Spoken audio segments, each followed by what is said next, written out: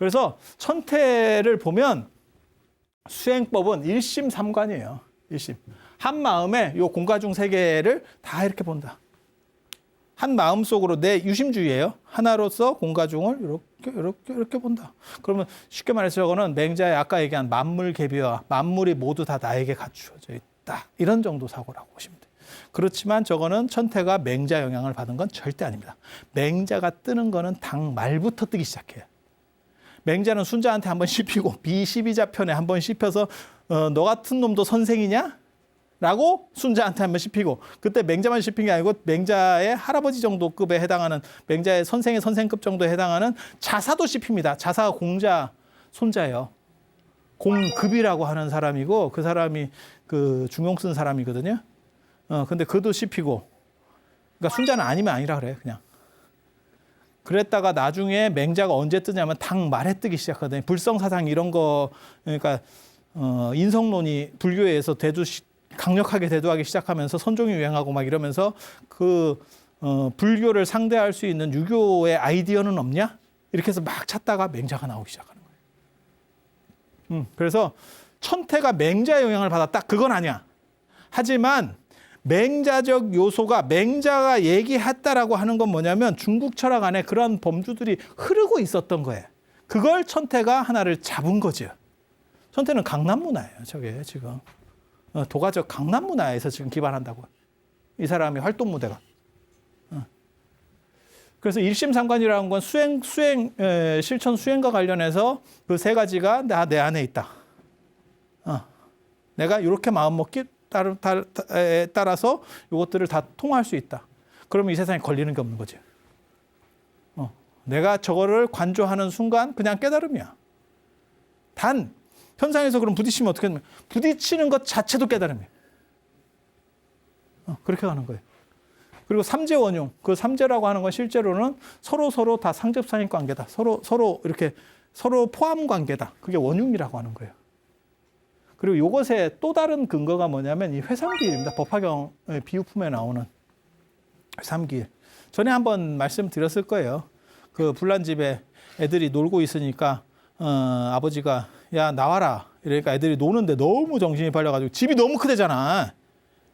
예전에 그 러브스토리 영화에 나오는 것처럼 집이 막 집안에서도 막 차를 타고 다녀야 되고 막 이런 집이래. 그래고 너무 커가지고 애들이 불이 났는데도 불이 너무 멀리서 이렇게 쫙 타고 들어오니까 모른대잖아. 그러니까 야 차 사줄게 나와라. 이렇게 하니까 그래요? 이러면서 차 받으려고 나온대잖아. 그렇게 해서 이렇게 얘기했대잖아. 양수레, 사슴수레, 소수레를 주겠다. 그러니까 양수레 갖고 나오는 사람도 있고, 그러니까 소나타 얘기하니까 나오는 사람도 있고, 자 그랜저 얘기하니까 그랜저로 나오는 사람이 있고, 그 다음에 또 그랜저 위에 저 뭐지? 에쿠스 맞나? 뭐 아무튼 뭐 그런 거. 그렇게 해서 얘기하니까 나오는 사람이 있더래. 나오는 애들이 있대. 그래서 세 종류가 나왔대. 그게 누구냐면 성문 영각 보살이에요. 그렇게 해서 나오고 난 뒤에 얘네한테 실제로 이것들을 준 게 아니고 아버지가 너무 부자였기 때문에 얘네한테 뭘 줬냐면 40억짜리 포르쉐를 사줬대. 그게 일불승이라는 거예요. 그러니까 성문영각 보살을 넘어서는 더 대단한 것들. 그러니까 뭐냐면 너네는 성문영각 보살에 얽혀 있지만 굉장히 재밌는 거예요. 대승불교가 보살주의인데도 불구하고 벌써 보살주의를 넘어서는 얘기가 나오는 거야. 너네는 다 붓다가 될 수 있어. 그런 찌리한데 하지 마. 너네는 다 붓다가 될 수 있어. 그래서 세 가지라고 하는 이러한 차등적 모습들도 실제로는 하나로 다 돌아간다. 그게 회삼귀일이에요. 이 셋이 하나로 돌아간다. 그래서 중론에 나와 있는 공과중 삼재하고 요걸 가지고 이제 철학적 기반들을 확대해 나가는 거예요. 그래서 이론 체계로는 원리 체계로만 얘기하면 삼재원흉이고 그 다음에 수행으로 하면 내가 그거를 관조로 해가지고 일심삼관 공과중을 내 마음 안에서 자유자재로 딱 보는 거죠. 그리고 일념삼천이라는 게 나아요.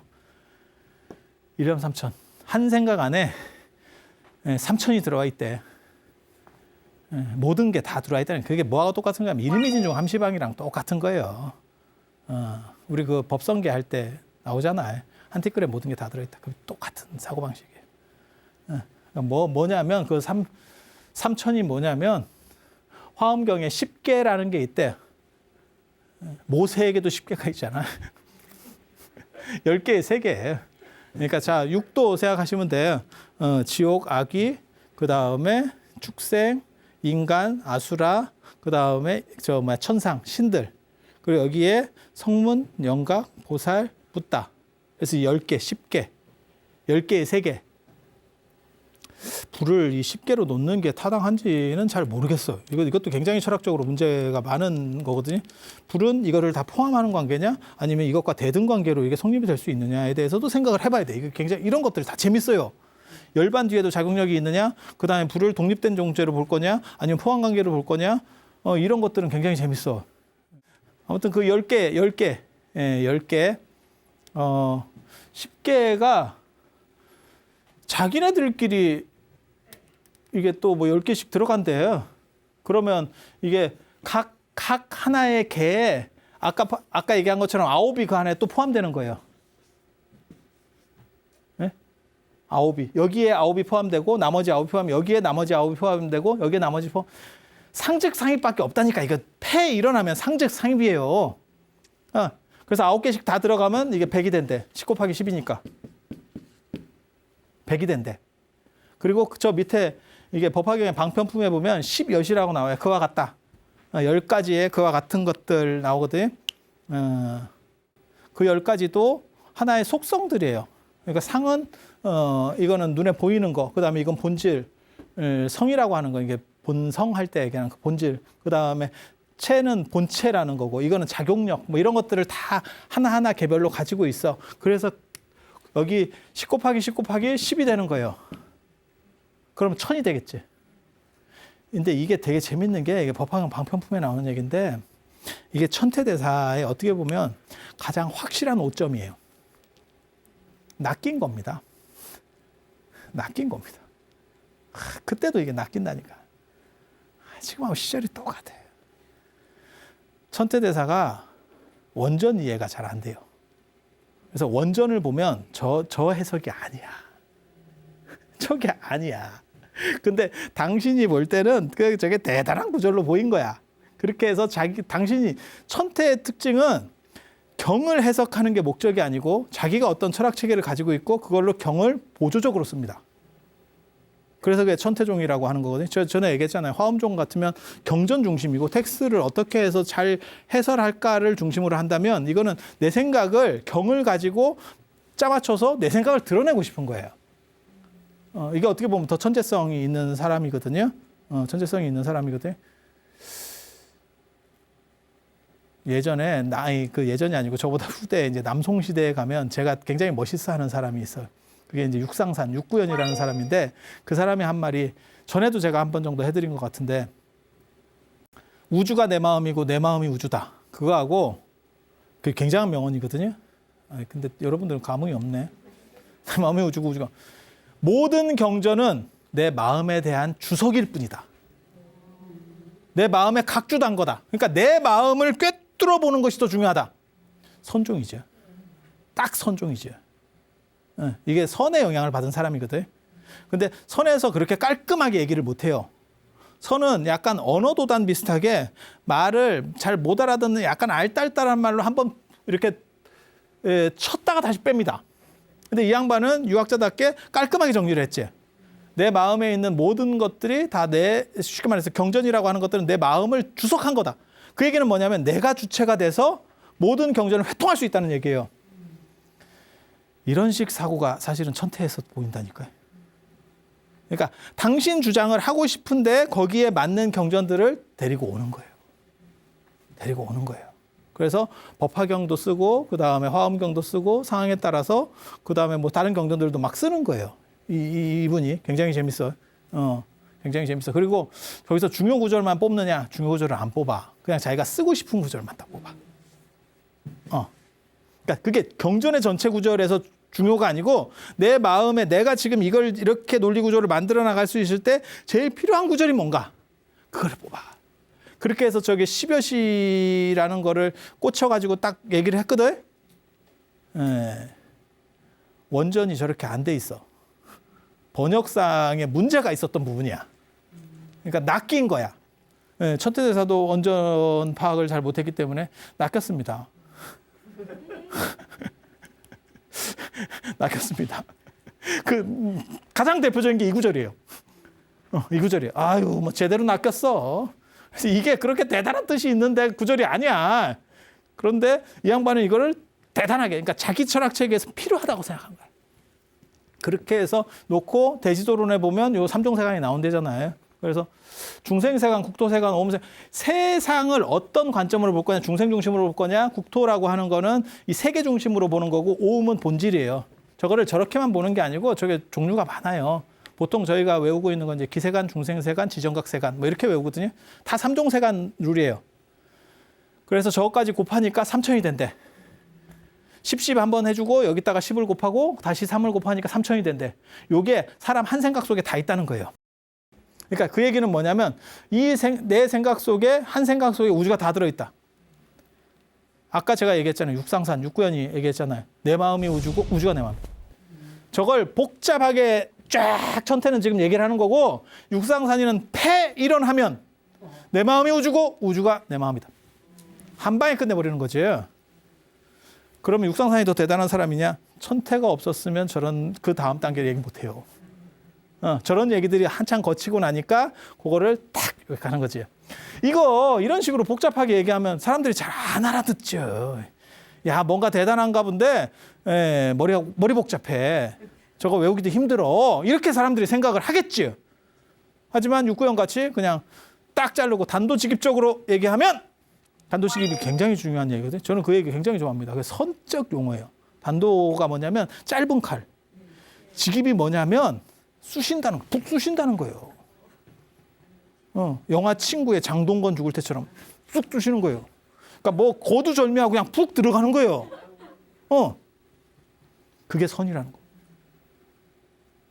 멋있잖아. 그런 거 있잖아요. 예전에 인디아나 존스 이런 거 보면 막 5만 대만 막 이렇게 개똥폼 잡다가 총 맞아 죽고 막 이런 거 있거든. 아니고 그냥 딱 필요한 만큼만 딱 끝! 경기 끝! 이렇게 선적인 거예요. 그래서 이런 것들이 다 똑같은 겁니다. 이걸 한마디로 줄이면, 불교식으로 줄이면 상집상입이고, 아까 육상산식으로 줄이면 우주가 내 마음이고 내 마음이 우주다예요. 그리고 거기서의 핵심 키워드는 3이에요. 3을 하나로. 그 3이 이 3이라고 제가 얘기하는 거예요. 저런 식의 말을 하니까 지배층 입장에서는 새로 수나라를 만들었고 370년 만에 통일한 입장에서 이게 재분열하려는 속성들이 있는데 그걸 하나로 어떻게 해서든지 얽어야 되는 상황에서 땡큐지. 그러니까 어떤 일이 벌어지겠어요? 지지를 해주는 거죠. 우리는 그것을 하고 싶었는데 어떻게 보면 정책 과제를 천태대사가 수행한 거예요. 그러니까 천태는 그런 쪽에 어떤 아이디어를 딱 내주고 저게 이제 먹히게 되는 거죠. 그러면 천태가 거기까지는 아주 승승장구했는데, 그리고 나중에 이제 천태 법화 3대부 뭐 법화 저 5소부 뭐 이런 얘기를 하는데, 천태 5소부 이런 얘기를 하는데 왜 천태는 몰락할 수밖에 없었느냐? 지위, 해위, 현랑 이때 장안 간정까지만 딱 되다가 왜 몰락할 수밖에 없었느냐? 사상의 중심이 여기가 양주거든요. 양주. 그러니까는 수양제가 결국 자기가 좋아했었던데, 자기는 수도는 여기 장안에다 정해놓고 대흥에다 정해놓고 양주 쪽에서 마지막 최후를 맞으니까. 그런데 당나라가 들어서면서는 장안 낙양 중심의 문화가 꽃을 피워요. 강남에서 안 되죠, 이제는. 거리상 안 되는 거죠. 그러니까 판이 옮긴 거야. 뭐가 똑같은 거냐면, 우리식으로 말하면 강북이 주도를 하고 있다가 우리 서울 저 어렸을 때만 해도 서울이라는 게 굉장히 작았어요. 그리고 강남 같은 데를 막 편입시키더라고요. 그런데 거기가 다 논밭 이런 데였었거든요. 그러더니 어느 순간에 금을 쭉쭉쭉쭉 긋고 강남 개발이 되면서 서울이 강북에서 강남으로 쫙 옮겨왔어. 그러면 강북에서는 거기서 잘 나가 봐야 강북 스타일. 그건 강북 스타일. 이해가 됩니까? 천태가 그래서 가는 거예요. 그리고 또 단점은 뭐냐면 지자대사가 머리가 너무 좋았어요. 지자사가 머리가 좋다는 게 뭔 뜻인지 아세요? 스승이 머리가 너무 좋으면 밑에 사람이 따라가기 바빠요. 원래는 스승을 계속 넘어서면서 사상이라는 게 발전하거든요. 이렇게. 그런데 이게 머리가 너무 좋으니까 그거를 공부하다가 죽어. 그걸 넘어서야 되는데 넘기 전에 내가 죽어. 이해가 됩니까? 그런 사람을 뭐라고 얘기하냐면 우리식으로 얘기하면 불초자라 그래요. 아버지를 닮지 못한 사람. 불초자식 이런 표현 쓰잖아요. 그 닮을 초자거든. 내가 뭐 찌리리 해서 아버지만 못한 거예요. 근데 스승도 그렇고 아버지도 그렇고 넘어서는 아들이 나오고 넘어서는 제자가 나와야, 그러니까 스승의 은혜를 갖고 싶으면 스승을 넘어서는 게 은혜를 갚는 거다. 이런 얘기가 있거든.